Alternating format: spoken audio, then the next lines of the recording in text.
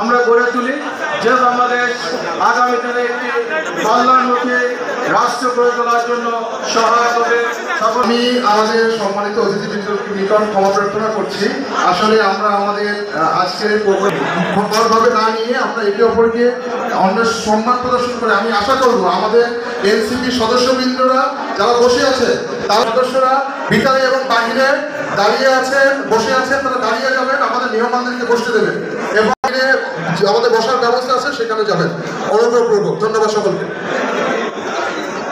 এই পর্যায়ে আমাদের মাঝখানে উপস্থিত আছে আমাদের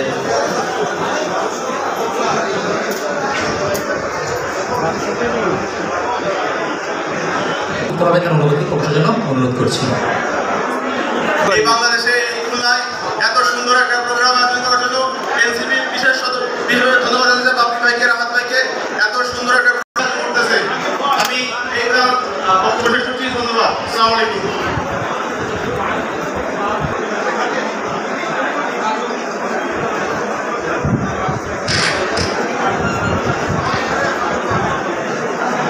এই আমরা আপনাদের মাঝে যারা আমাদের এখানে যারা হাজির হয়েছে শুধুমাত্র এটা কিন্তু ইফতার মাহফিল নয়, এটা কিন্তু একটা রাজনৈতিক প্রতিচ্ছবি যে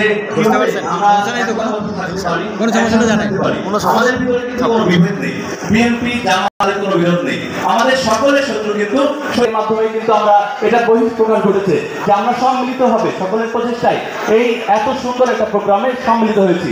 আমি চাই এই ভ্রাতৃত্বের বন্ধন আজীবন অটুট থাকুক, সবার মধ্যে ভ্রাতৃত্বের বন্ধন থাকুক সেই আশা ব্যক্ত করছি এবং এই অনুষ্ঠানকে সুন্দরভাবে সামনের দিকে এগিয়ে নেওয়ার জন্য সকলের সহযোগিতা কামনা করছি। ধন্যবাদ সকলকে। আসসালামু আলাইকুম।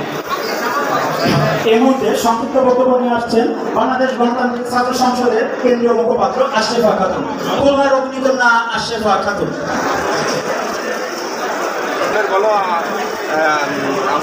আসলে ইফতার মাহফিল